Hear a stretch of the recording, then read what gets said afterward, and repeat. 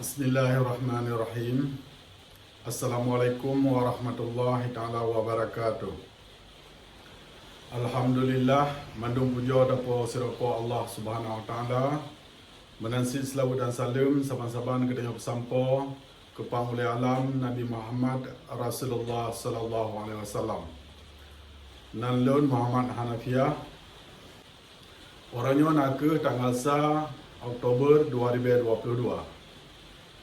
Niba orangnya lon penyata sikap, lon atenan pribadi, lon sokong, lon support, lon bantu, so mantang, pu mantang nan jamaah, pu mantang nan kelompok, atenan gelawan Indonesia beserta sarung-sarung jaro untuk kepentingan nasional bangsa Aceh nak ke merdeka.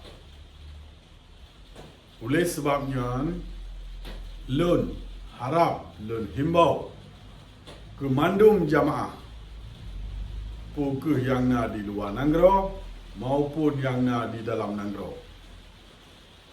Jak katanya saban-saban tak aktif draw, tak aktif jamaah katanya yang kali na untuk talawan Sipai Jawa, untuk talawan Indonesianya atau Belanda hitam yang ka di Pekasio Nanggro katanya nak ke Aceh.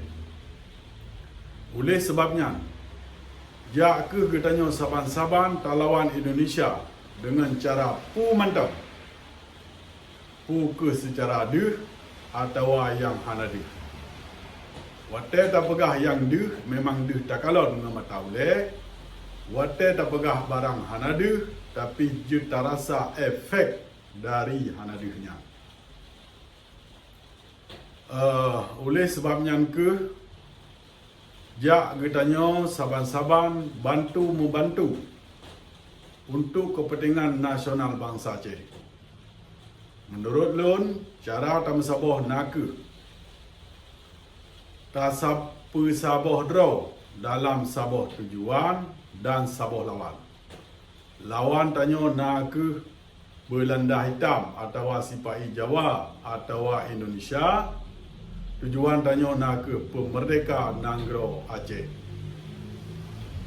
Terima kasih. Lo akhir kalam wabillahi taufiq hidayah. Wassalamualaikum warahmatullahi taala wabarakatuh. InsyaAllah Nanggro Aceh merdeka.